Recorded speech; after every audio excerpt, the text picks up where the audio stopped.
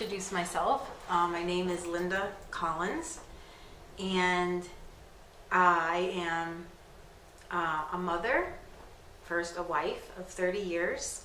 I have 3 children, a son 22, a daughter almost 18, and a son 14. So getting back to how I was able to have this family has a lot to do with my life and my experience. I met my husband. He was 18 years old, and he was a senior. I was a freshman, and we started dating. I know it sounds really young, and actually I don't think I'd let my children date at that age, but I think it was a different time then. We met in 1982, and we dated for 5 years. And when I was 18 years old, he asked me to marry him. Yes, we were high school sweethearts, and we never dated anybody else, just each other. So at 19 years old, we married. He was 23.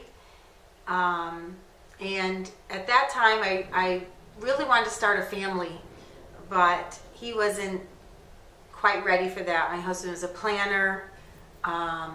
He wanted to work, save money, buy a house, kind of the things that a lot of people today feel are the priorities. And I wanted to start a family. So I worked as a hairdresser. He owned a business. And I decided that since I had a lot of time to fill, that I needed something to occupy the time. So I picked up the sport bodybuilding. And if anyone understands what working out is about, or putting your heart and soul into something that has to do with a competition in yourself, you would know that there's a lot of work involved in that. So I started training. One of the reasons I started training is because I met somebody who really pointed out as a girl that I was skinny. I don't know why at that time that was a bad thing, but it seemed like, it was impressed upon me that my body wasn't the way it should be, or the way people think that your body should be. And before I met this person, I never had a body image. I never thought there was anything particularly wrong with my body, but the influence of this person, and I would say the world, made me feel like I had to work towards being perfect, whatever that means, perfect. I think that's awful responsibility that the world gives us, that women feel they need to be perfect. So anyway, begins my journey in bodybuilding. I was training 6 days a week, getting up at 5:30 in the morning, and working out, extremely vigorously. And within 6 months, I gained about, it was something like 30 or 40 pounds of muscle. So I changed my body. That's how much I worked out. I changed my body and realized that I was in a competition form. So at that point, I had a trainer who helped me go on this crazy diet. If you know anything about this sport, you're really it's a little bit unhealthy, actually. And I started dieting, extremely dieting. It was a 6-month regimen of counting calories. And of course, back then, we didn't have the food choices that we have today. We didn't have light mayonnaise or low-fat dressings. We didn't have that. So you had to be very particular about your diet. And so in my diet, there were times I was only eating about 600 calories a day. And I was able to get down to about 6% body fat. That's not healthy, but that was competition form. My whole life revolved around my body, really. I spent so much time working out and focusing on that I literally forgot the true meaning of life, and it became very self-absorbed. The focus wasn't on my husband or my friends. It became absorbed about myself. And I remember when the competition was over, it doesn't really matter what place I came in because that's not the focus here. But when it was over, I remember my husband saying to me, I said good morning the next morning or something, and he said, "Oh my gosh, that's the first time that you have asked me about me in 6 months." And it hit me hard that I let something absorb me to the point where I didn't even pay attention to my husband. So as a little time went on, I still worked out, but I started eating normal again, whatever that's normal is, because when you diet for 6 months strictly, you really do forget how to eat normal.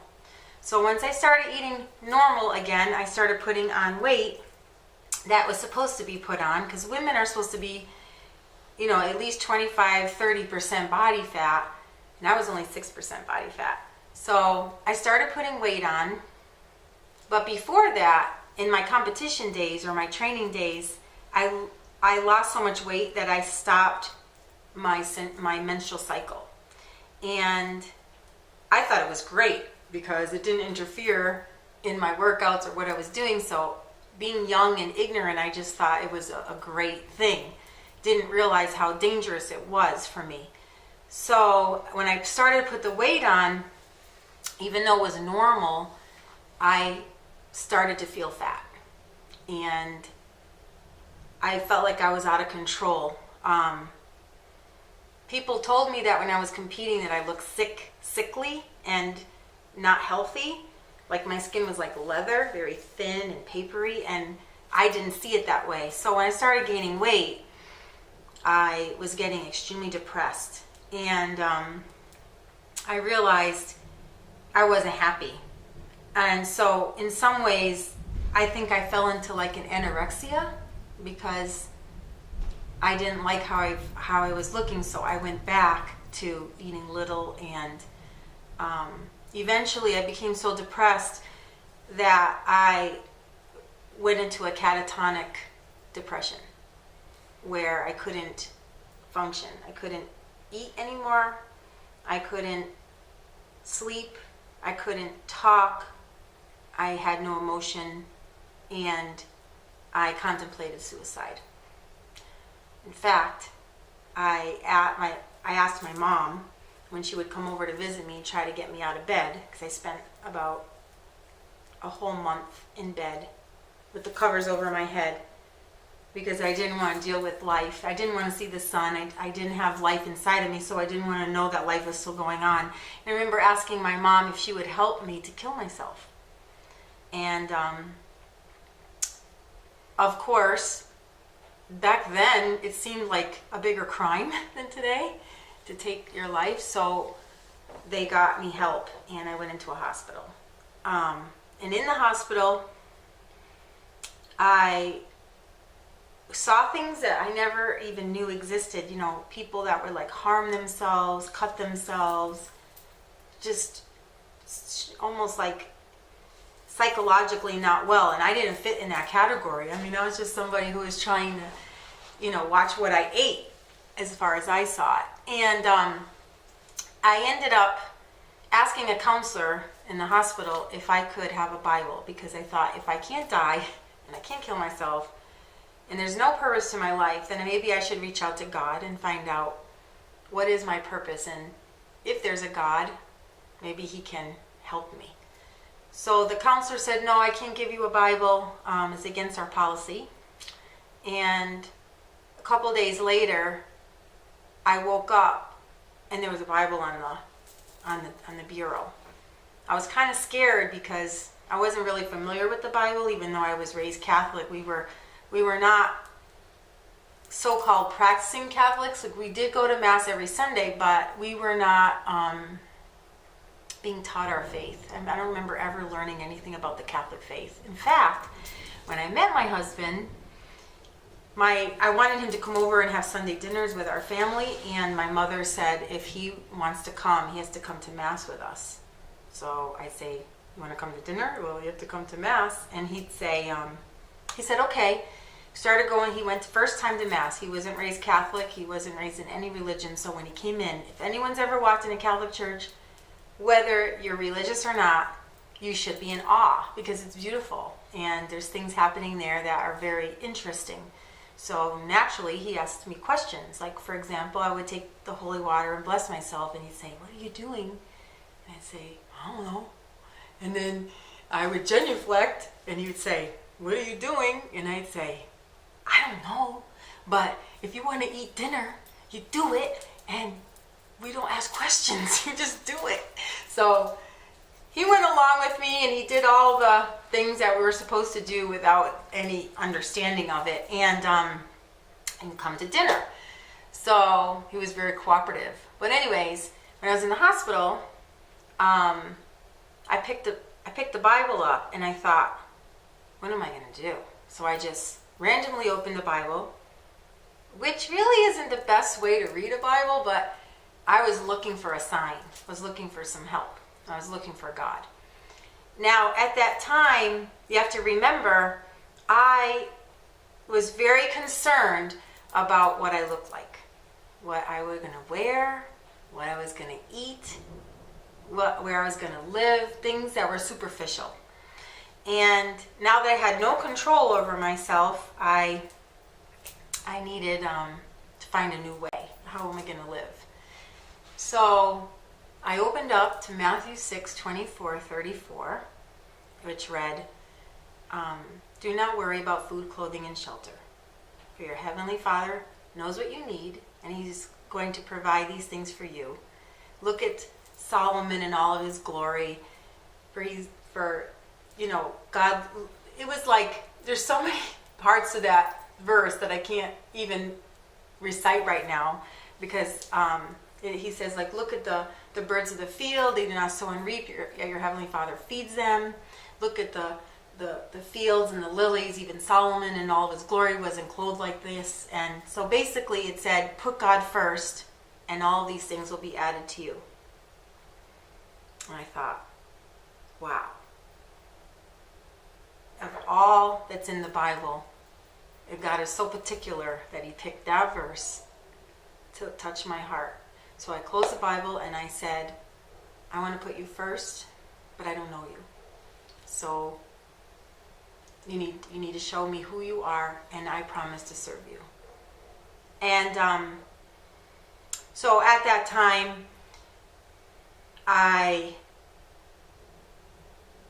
because I had found out that I had a hormone imbalance, which is causing all of these problems, and it was a result from the bodybuilding, from dieting down, not having enough body fat, my body stopped producing progesterone, which was causing my depression.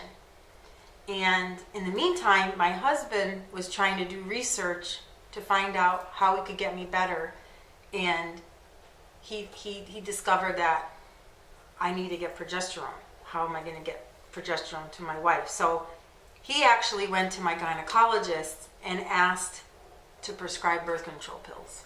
Now, at that time, I didn't know birth control pills was against the church, and it didn't matter anyway, because I wasn't even intimate, because I was so depressed, I was near death. But the hospital gave me the medicine. I didn't know what I was taking even. And after a few weeks, I ended up coming out of depression. So my husband, doing his research and trying to help me, helped me. So I ended up coming out of the hospital, still not realizing too that I couldn't have children, because that's how bad my progesterone levels were. I ruined my fertility by the bodybuilding. And which was, at that time, it wasn't anything I was trying to address, because I was just trying to get better where I could function. So I did end up coming out of the hospital. It wasn't well enough to go back to work as a hairdresser. And I remember my husband wanted to take me away one weekend to help me to get my mind off of everything that I had been going through and just relax. So we went away, and I remember still talking to God, like, I want to know you, I don't know you. And How do I live? What's the direction that I'm going in? And that night when we went away, we fell asleep. And I remember waking up in the middle of the night to the presence of God, because every part of me was like burning, like a fire, like I was warm and comforted, and there was a presence. And I didn't see Jesus, and I can't claim that I heard him, but in my heart I heard the word say, I love you and be healed. And I remember that when I had depression, I had a lump in my heart. It was like a pain in my heart. It was very, very painful for many, many months. And I remember feeling like I couldn't swallow because the pain was so deep. But I remember that night, after that happened, that pain was released. And it was the first time in almost a year that I felt like I could love, like love had filled my heart. And I didn't know what love was for a very long time. I mean, even if I saw children smiling, I couldn't smile because I had no feelings inside of me to appreciate those little things in life. So anyway, I went back to work because I was, if anyone knows me, they know that I'm not a depressive person. I'm fun. I love people. I will talk to strangers. I'll make friends in a heartbeat. I'm very affectionate, and I'm outgoing. I'm an extrovert. But in those times in my life, I was an introvert. So I completely changed because of the illness. So anyway, life came back into me, and of course I'm back to, yay, I'll go back to work, and life's so good, and okay, I gained weight, but that's fine. I feel good. And I feel like there was a complete healing. So when I went back to work, I met a woman who had a medal on of the Blessed Mother. I didn't really know what it was, and I asked her what it was, and she told me it was the Blessed Mother and gave it to me. And you can't appreciate something you don't know. So I asked her, who is this, And she said, well, we have a rosary group at our home if you would like to come, and we can teach you about who she is. So I went, and there was a priest there. His name was Father Joyce. And I remember having conversations with him about how I will never go to confession because I'm not going to confess my sins to a priest. And I remember saying, all kinds of things I would never do. And you know what? Father took maybe 5 to 10 minutes of his time to explain to me those things that I misunderstood my whole life. And within that short period of time, I remember saying, okay, I'm going to do it. God's will be done. I believe. And I remember one time he said to me, Jesus Christ is truly present in the Eucharist. I said, what? And he said, Jesus Christ is truly present in the Eucharist. I said, I know what you're talking about. He said, the body and blood of Christ is truly, really, truly present when the bread and the wine are consecrated. Now, I've been Catholic my whole life and went to CFCD and never heard that. So I looked at Father and I said, if that's true, I'm going to daily Mass. Because if Jesus Christ cares enough to come down into the hands of a priest in the form of bread so he can come commune with me, I would never say no. I'd be so ungrateful to say, I know that Jesus is there, but I don't want to receive him. But at that time, I couldn't receive communion because I was a Catholic and married a Protestant outside of the church. So Father explained to me that I need to have my marriage blessed. And I remember going home to my husband and saying, I want to come back to my faith, and I want to have this marriage blessed. So I need to ask you to do this. And he said, no. When I married you, I took a vow to God. I know that I was promising him that I would love you till death do us part. So if I do it again, that means that I didn't take that vow seriously. And I said, no. I was trying to explain to him, no, it's like waking up every day and saying, I love you again. You said I love you once, but does that mean you don't ever say it again? And he said, he didn't understand what I was saying. And he kept saying, no, because this vow is so serious that if I say it again, it's like saying the first time I said it was a lie. So I actually said to him, now this is the love of my life. I never met anybody who treated me like he did. He was so patient and kind and loving and respectful. And I said, then I'm going to leave you, because you can't ask me to not serve God. I don't love you more than God. And then he said, set a date. we're gonna do this. But you can never use that date that we renew our vows as our wedding, as our anniversary date. So I promised that we wouldn't do that. So I set it up for the church to renew our vow and to have it recognized. Went to RCIA as an adult, was formed in my faith, and couldn't receive communion until the marriage was blessed. So it was quite a long time of going to daily mass and not being able to receive, having that desire but couldn't receive. Finally was confirmed and went to daily mass. I've been going to daily mass now for 26 years it's been since this conversion. But I remember my husband saying to me, I know you start something, you don't finish it, so you're gonna just end up like going back to normal. Like he didn't think I was normal, because when you find God, it is true that you act crazy. You think everyone you meet wants to know what you know, so you really make a mess of things because you're so on fire with the love of God that you want everyone to know it, and so you feel like everyone's open to it the way you are, and it's not true. So I'm sure I made a mess of things, but the good news is that I believe God brings good out of everything. So my intentions were good, but I'm sure I did a lot of harm with my presentation of this joy that I had. And my husband saw it too. So then we wanted to have children, and I found out that because of my severe hormonal imbalance, I wasn't able to have children. Doctor said it won't happen, and I don't know why I couldn't have hormone therapy, but at that time it really wasn't a thing. So I ended up seeing a doctor and them working with me, and concluded that we weren't able to have children. So I did pray, because my faith taught me that miracles can happen. Asked the Blessed Mother to help me, to ask Jesus so that I could conceive a child. And I remember also saying, well, if I can't have children, please just give me the grace to accept it. Because as a woman who wants children, you look at every woman who's pregnant and you have the tendency to envy that. And I didn't want to do that, because I want women to be happy. I want them blessed, and I don't want to feel envious. So I just asked for the grace to resign to not be able to have children. And I think about a month after that prayer, I was pregnant. And there's part of the story that I can't go into because it's a little too personal, but I remember I went to the doctor and I said, I took a test and I'm pregnant. And he said, oh, it's not possible.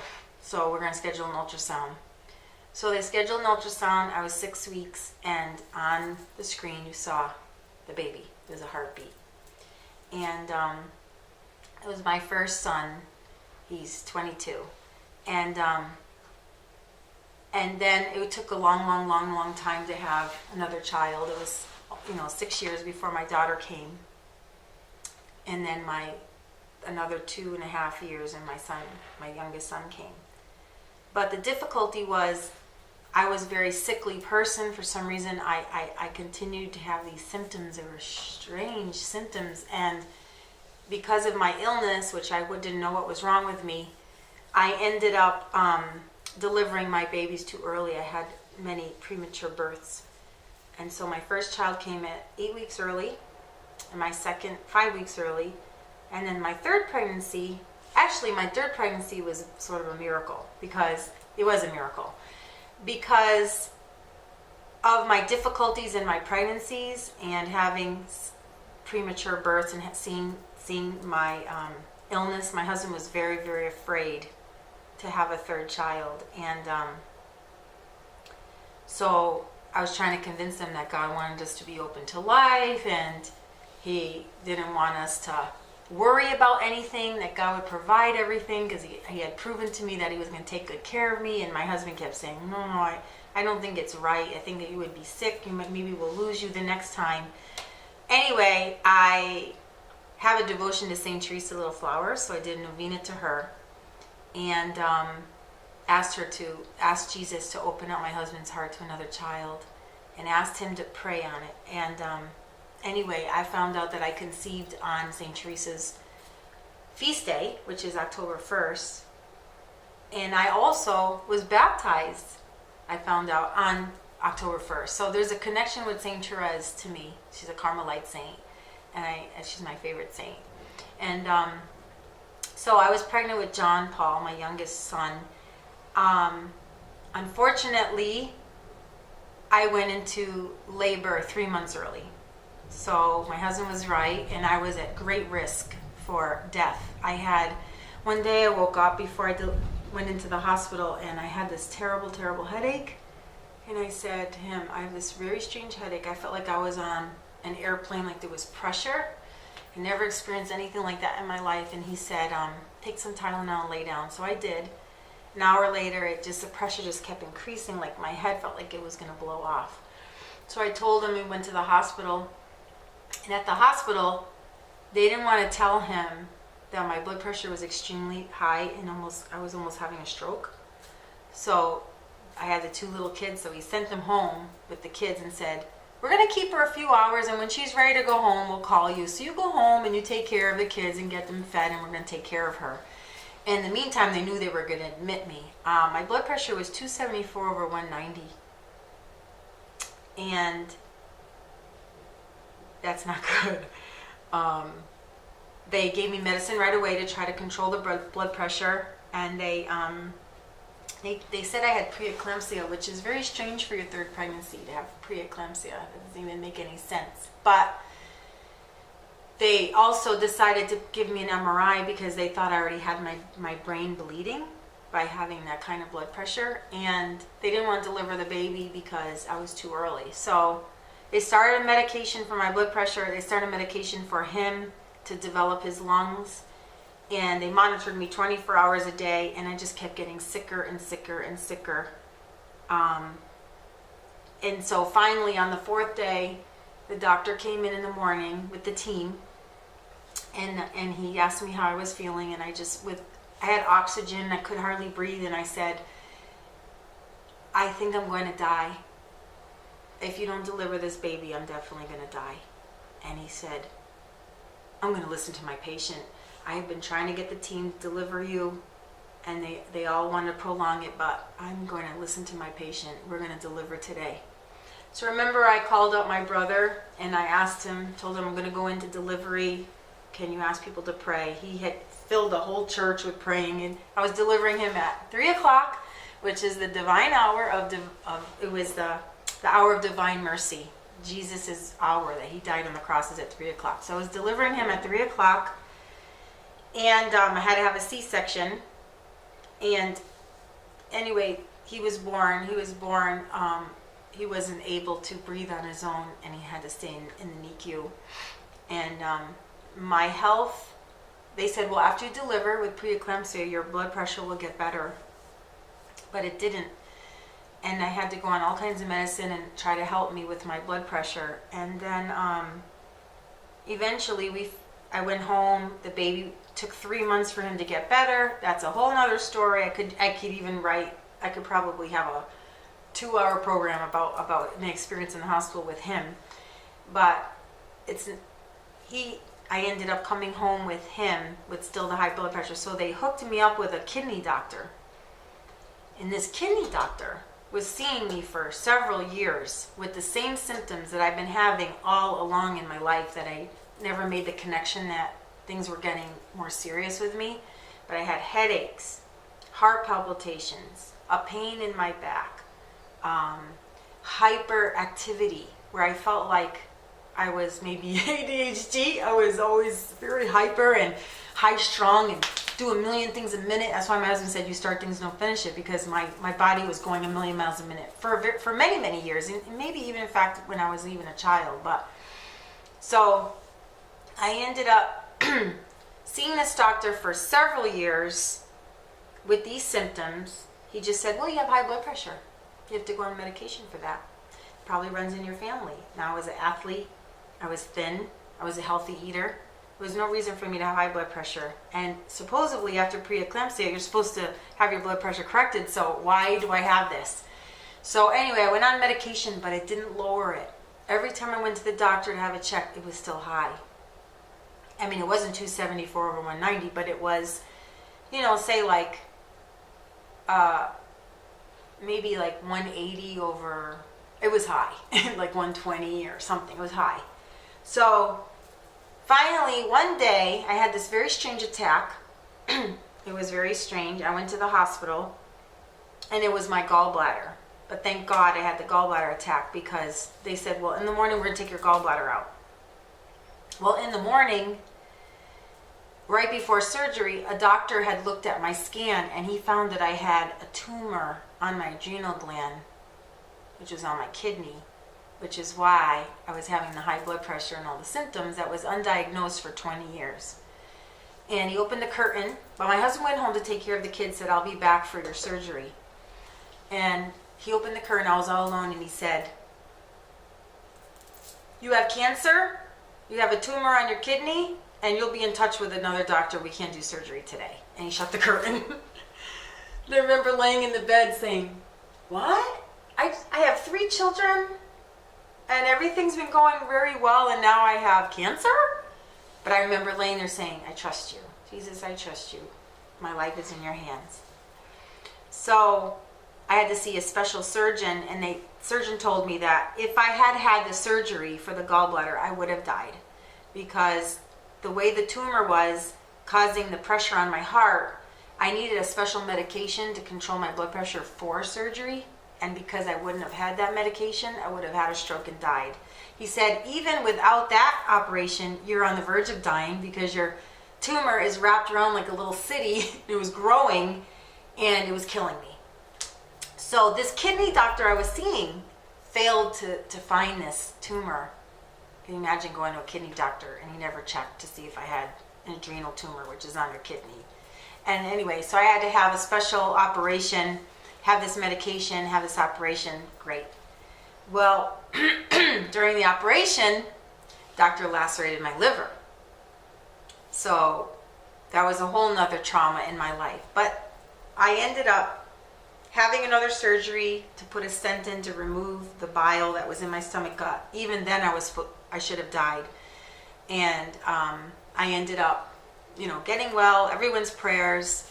But again, I resigned to God. Your will be done, whatever you want, because my life is in your hands. Since that day that I opened up Matthew 6:24, I realized I didn't need to worry about my life. My life is in God's hands. No matter how tragic things seem for me, I trust Jesus knows what he's doing.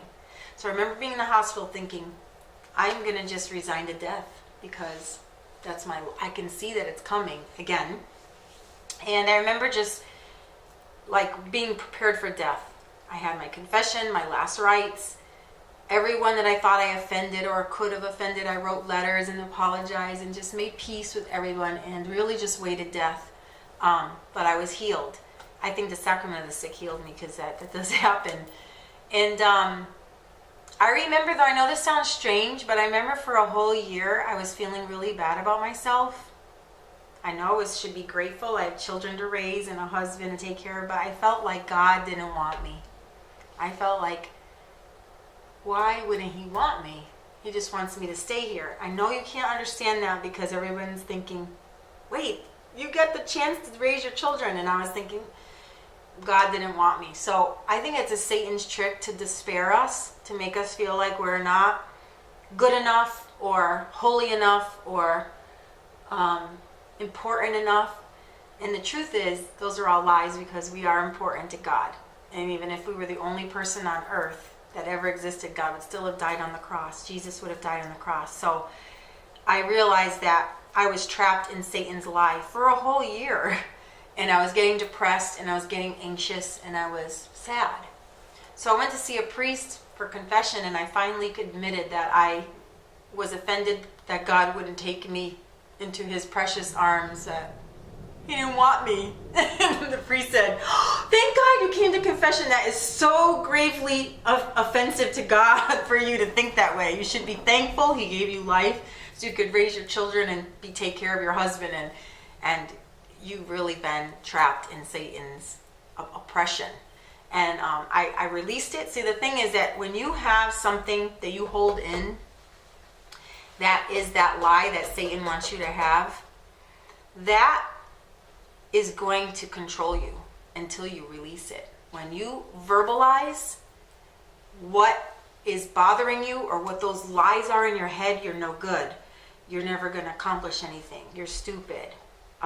People don't like you. That's another big lie. You get people hate you. You're not smart enough. You're not pretty enough. You're not good enough. Why don't you commit suicide? That's Satan. He wants us to commit suicide because he wants to defeat God, which he can't because he's been defeated. And so I realized that my depression my whole life was not only the tumor on my adrenal gland, which was physical, because if I had known I had that, I wouldn't have ever ended up in a hospital in depression. I was diagnosed with bipolar. I didn't have bipolar.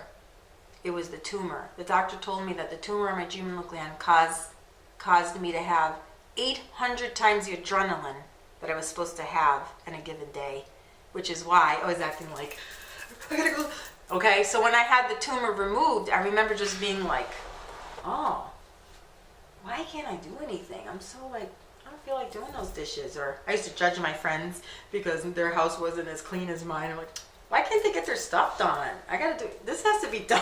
Why is everybody walking around like, get your laundry done? Everything had to be done and everything was perfect and I could do a million things. I could get a list done this big. But now I have the tumor out, I'm sitting there going, shoot, I have dishes in the sink. I can't get my laundry done. And it was because my body was doing what was supposed to be normal. I didn't know what normal was. And I was humbled again because I realized that we judge others by what we can do, the measure of what we can do. And the truth was, this tumor controlled me, and Satan knows that. So he would give me these images about who I was and try to despair me. And it took God and my conversion and this realization that I need to expose the lies. So if I feel like those lies are coming in my head again, I tell someone. And I'm reassured by my Christian friends and even my non-Christian friends that they're lies. Satan wants you to feel like you are not loved. That's the biggest lie. And when people don't feel loved, that's when they're prone to suicide. And look at the suicide rate we have today. It's because people don't feel loved. So I know that my mission now is to love and to receive love, to be open to receiving love in every measure. And when I'm not loved, of course it hurts, but I have God to offer that too. And I realize also the more you love, the more you'll be loved. So really we're only here to experience love. And because of my conversion and the gift of my husband and my children, and having that more time after I delivered, I realized that it was a blessing by God because I had a chance to love, to give more love and to receive more love, which is the measure that we are going to be judged by. How much have you loved me, which is God, and how much have you loved your neighbor? And it's always a work in progress, but my job and my goal and my mission is to love. And guess what? That's Saint Teresa's motto. So read about Therese because her whole message was, I'm called to love. To be little and to love. When we think we're so big and we're so special and we're so important, we cannot, and the world revolves around us, we cannot be the love that we're called to be. And this is the lesson that I've learned in my difficult journey, but in my conversion, I know with God's grace that I can love and be loved. And so this is my humble story.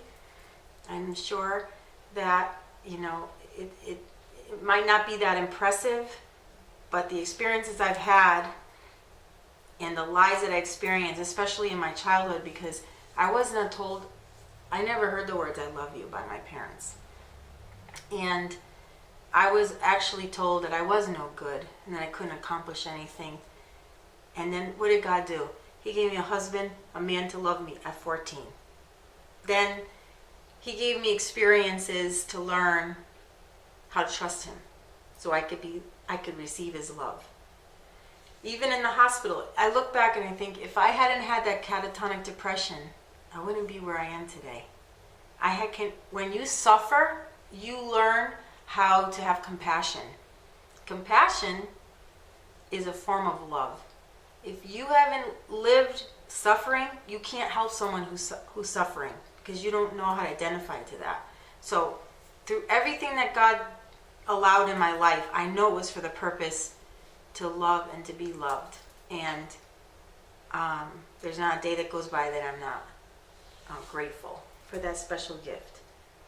So thank you for listening to my story.